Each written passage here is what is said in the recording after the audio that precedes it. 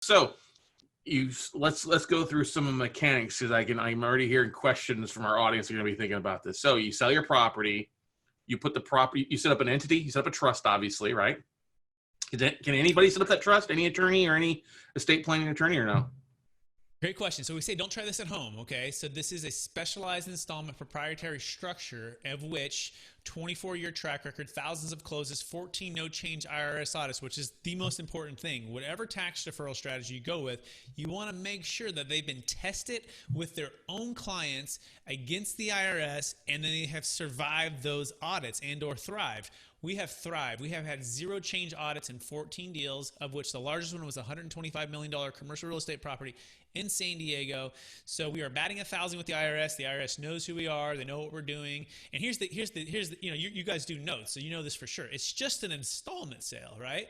It's IRC 453, okay? That is the tax code. It goes back to the 1920s. It's a way to carry paper. And when you carry paper, you're in a tax-deferred state. So Scott, you own a $10 million property, and I say, Scott, I want to buy your property. It was just me and you, imagine.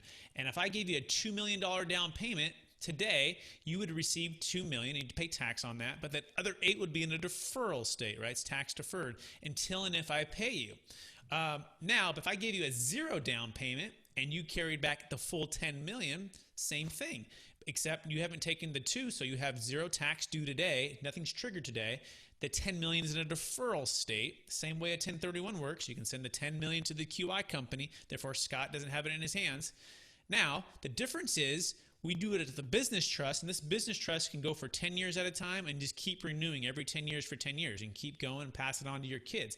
Whereas a traditional installment sale typically goes for 3 to 5 years, and typically there's not a lot of prepayment built in, and typically means, by the way, you've forfeited the 1031 at that point because you're past the 180 days, and now you just owe the tax. Whereas ours, you can go for as long as you want, and that's what the IRS said. They said, oh, you guys are just doing an installment sale. Now you're being creative with this third-party trust, which this is our role. We're the third-party trustee. We're non-related. We're in it for business purposes. Certain rules you have to follow. Yeah, and you guys are doing this, but as long as Scott hasn't received that $10 million right now, he's just going to live off the interest payments, and that's where most of our clients do. They receive somewhere around 6 to 8%, depending on how the return goes in the note, and then they pay an ordinary income on that, but they keep the principal intact. And so instead of, let's say, having $6 million, you would have paid the tax, you have a full $10 million minus some fees from us. And then you're just living off that, creating and preserving more wealth. But again, now the ocean is blue, meaning you can go and invest wherever you want, however you want, and diversify however you want without having to do a 1031 exchange. You have just listened to another information-packed episode of Capital Gains Tax Solutions with Brett Swarts. We hope you enjoyed today's show and found it helpful. Visit capitalgainstaxsolutions.com to access the show notes and to access more resources. Don't forget to leave a review and join us again next time.